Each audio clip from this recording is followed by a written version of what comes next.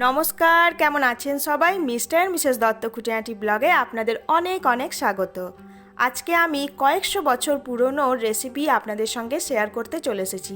সেই সাহেবদের আমলের রেসিপিটার নাম হচ্ছে চিকেন ডাক বাংলো। এই রেসিপিটার নাম যেরকম সুন্দর, রেসিপিটা খেতেও কিন্তু খুবই সুন্দর। কী কারণে এই রেসিপিটার নাম চিকেন ডাক বাংলো রাখা হয়েছিল সেই সম্বন্ধে কিছু কথা আপনাদের সঙ্গে শেয়ার করব রেসিপিটা বানাতে বানাতে। তাই আপনাদেরকে বলছি, পুরো রেসিপিটা স্কিপ না করে দেখতে থাকুন। এখানে আমি চিকেন নিয়ে নিয়েছি। চিকেনের পিসগুলো তো আপনারা দেখতেই পেলেন, ভালো করে পরিষ্কার করে ধুয়ে নিয়েছি। তার মধ্যে দিয়ে দিলাম আদা রসুনের পেস্ট, আর দিয়ে দিলাম 1 চামচ মতো লঙ্কার গুঁড়ো, দিয়ে দিলাম 1 চামচ মতো হলুদের গুঁড়ো, আর দিয়ে দিচ্ছি স্বাদ মতো নুন। চিকেনটাকে প্রথমেই কিন্তু ম্যারিনেট করতে হবে। কি কি দিয়ে ম্যারিনেট করছি সেটা আপনাদেরকে দেখাচ্ছি। আর দিয়ে দিচ্ছি টক দই। টক দই এখানে মোটামুটি 150 গ্রাম মতো দিয়ে দিয়েছি। আর কয়েকটা ছোট ছোট গোটা পেঁয়াজকে ছাড়িয়ে দিয়ে একসাথে দিয়ে দিলাম। সব কিছু বেশ ভালো করে মাখিয়ে নিচ্ছি। এটা কিন্তু অবশ্যই হাত দিয়েই মাখাতে হবে। যত ভালোবেসে মাখাবেন ততই কিন্তু রেসিপিটার টেস্টও কিন্তু খুব সুন্দর হবে। তো এইভাবে সব কিছু একসাথে নিয়ে একটা জায়গার মধ্যে ভালো করে চিকেনের সঙ্গে ঘষে ঘষে এইভাবে ভালো করে মিক্স করে দিচ্ছি সব কিছু মশলা। চিকেনের সঙ্গে সব মশলা বেশ ভালো করে মাখানো হয়ে গেছে। এবার আমি দিয়ে দিচ্ছি সর্ষের তেল 2 চামচ মতো। আর এই চিকেন ডাক বাংলো রেসিপিটার মধ্যে একটা মশলা কিন্তু মেন মশলা। সেই মশলাটা হচ্ছে ধনে জিরে শুকনো লঙ্কা ড্রাই রোস্ট করে নিয়ে মিক্সিং জারে বা শিলনোড়ার মধ্যে গুঁড়ো করে নিতে হবে। এই যে সেই মশলাটা 2 চামচ মতো এর মধ্যে দিয়ে দিচ্ছি। ধনে জিরে শুকনো লঙ্কা পরিমাণ মতো নেওয়ার পর মিক্সিং জারে আমি গুঁড়ো করে নিয়েছি, সেটাই দিয়ে দিলাম 2 চামচ মতো। ভালো করে সব কিছু বেশ ভালো করে মাখিয়ে নিচ্ছি। এবার একটা জায়গার মধ্যে রেখে দিয়েছি। এটাকে মোটামুটি 1 ঘন্টা ম্যারিনেটের জন্য রেখে দেব। হাতে যদি কম সময় থাকে আধ ঘন্টা রেখে দিতে পারেন। আধ ঘন্টা পর আমি চলে এসেছি। আমি গ্যাস ওভেনের মধ্যে কড়াই বসিয়ে দিয়েছি। কড়াইয়ের মধ্যে সর্ষের তেল দিয়ে দিলাম। এই রান্নাটা কিন্তু সর্ষের তেলেই অবশ্যই বানাবেন, তবেই এর টেস্ট আপনারা বুঝতে পারবেন। তেলটা বেশ ভালো করে গরম হয়ে গেছে। ডুমো ডুমো করে আলু কেটে রেখেছিলাম, সেই আলুগুলোকে ভেজে নেব। আলুটা ভাজতে ভাজতে আপনাদের সঙ্গে সেই গল্পটা শেয়ার করি। আগেকার দিনে ব্রিটিশ সাহেবরা যখন ডাকবাংলোগুলোতে আসতেন, প্রত্যেকটা ডাকবাংলোতেই একটা করে খান সাহেব থাকতো। খান সাহেব মানে যারা রান্না করে। এখনকার যুগের যারা শেফ, সেই খান সাহেবদেরকে অর্ডার করা হতো তাড়াতাড়ি ব্রিটিশ সাহেবদের জন্য কিছু রান্না করে দেওয়ার। তারা হাতের কাছে যেটাই থাকতো সেটা দিয়েই রান্না করে দিত। তাদের রন্ধনশালায় আলু ডিম চিকেন তো থাকতোই, সেটা দিয়েই রান্না করে দিত এরকম ধরনের ডাক বাংলো। তবে আগেকার দিনে দেশি মুরগি দিয়ে ডাক বাংলো বানানো হতো, তার জন্যই 1 ঘন্টা ধরে ম্যারিনেট করে রাখতো। আর গোটা গোটা চিকেন তারা রান্না করতো। এরকম গোটা গোটা ডিম গোটা গোটা আলু আর গোটা গোটা চিকেন দিয়ে মশলা মাখিয়ে রোস্ট করে সাহেবদেরকে পরিবেশনা করা হতো। সেই থেকেই এই রেসিপিটার নাম হয়ে গেছে চিকেন ডাক বাংলো। একদমই অল্প উপকরণ দিয়ে রান্না করা হয় আর খেতেও কিন্তু খুব ভালো হয়। আমি গল্প করতে করতে আলু আর ডিমগুলো ভেজে নিয়েছি। ওই তেলের মধ্যেই আমি দিয়ে দিচ্ছি গরম মশলা ফোড়ন। গরম মশলার মধ্যে আছে এলাচ দারচিনি আর কয়েকটা শুকনো লঙ্কা। তার মধ্যে দিয়ে দিচ্ছি জিরি করে কেটে রাখা পেঁয়াজ। এখানে পেঁয়াজ মোটামুটি 4টে মতো আছে। ছোট ছোট পেঁয়াজ 4টে আমি নিয়েছি। আপনাদের কাছে যেরকম ধরনের সাইজ থাকবে চিকেনের পরিমাণ অনুযায়ী পেঁয়াজটা নেবেন। পেঁয়াজটাকে ভাজতে ভাজতে মোটামুটি বাদামি কালার হয়েই এসেছে, খুব লাল করে কিন্তু ভাজার দরকার নেই। তার মধ্যেই আমি দিয়ে দিচ্ছি সেই মিক্সিং জারে আমি আদা রসুনের পেস্ট বানিয়ে রেখেছিলাম। মিক্সিটা ধুয়ে আমি এই পেঁয়াজের মধ্যেই দিয়ে দিলাম। ভালো করে সেটাকে কষিয়ে নিয়েছি। আদা রসুনের পেস্টটা তো চিকেনের মধ্যে দিয়ে দিয়েছিলাম, মিক্সি ধুয়ে সেই জলটুকুনি আমি দিয়ে দিলাম। ভালো করে সব কিছু একবার কষাচ্ছি। কষাতে কষাতে এবার আমি দিয়ে দিচ্ছি কয়েকটা চেরা কাঁচা লঙ্কা আর টমেটো।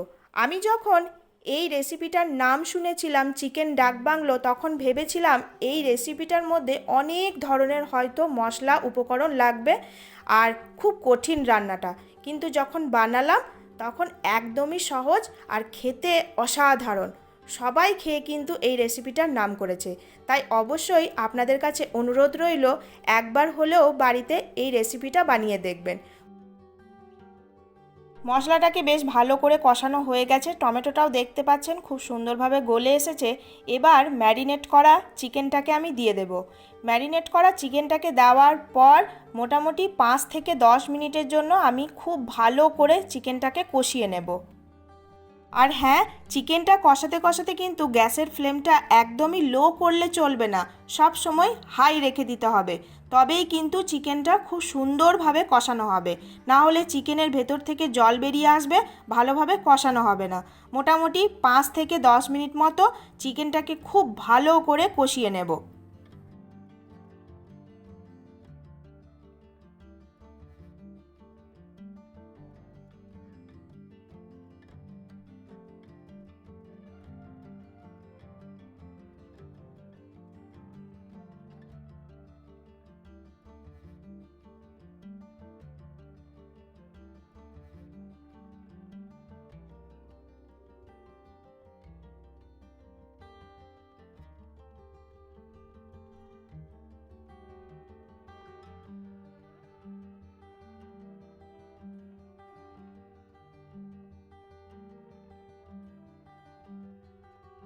6-7 মিনিট মতো ভালো করে চিকেনটাকে কষিয়ে নিয়েছি। এবার ভেজে রাখা আলুগুলোকে দিয়ে দিলাম। আলুর সাথেও আবারও ভালো করে চিকেনটাকে কষাবো। ডিম দুটোকে এখন কিন্তু আমি রেখে দিয়েছি, ডিমটা এখন দেওয়ার কোনো দরকার নেই, যেহেতু সেদ্ধ ডিম, তাই এখন দিলে ডিমটা ভেঙে যাওয়ার সম্ভাবনা থাকে। তাই চিকেনের সঙ্গে ভেজে রাখা আলুটাকে মিশিয়ে দিচ্ছি আর ভালোভাবে কষিয়েও নিচ্ছি।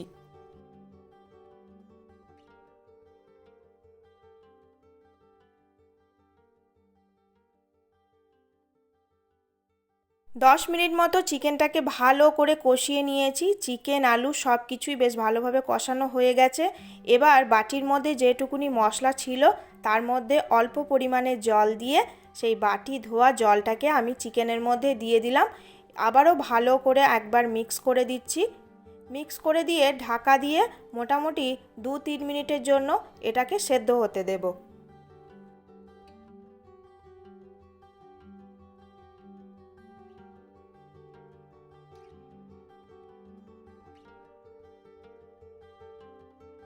দুই মিনিট হয়ে গেছে, ঢাকাটা খুলে দিলাম। খুব সুন্দর কিন্তু পাশ দিয়ে রোগনও বেরিয়ে এসেছে। একবার ভালো করে মিক্স করে দেব সব কিছুকে।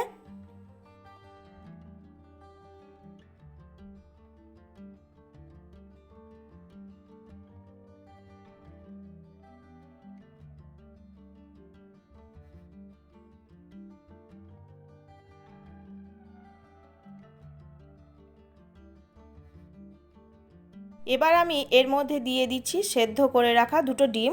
ডিম দুটোকে দেওয়ার পর আবারও ভালো করে একবার মিক্স করে দেব।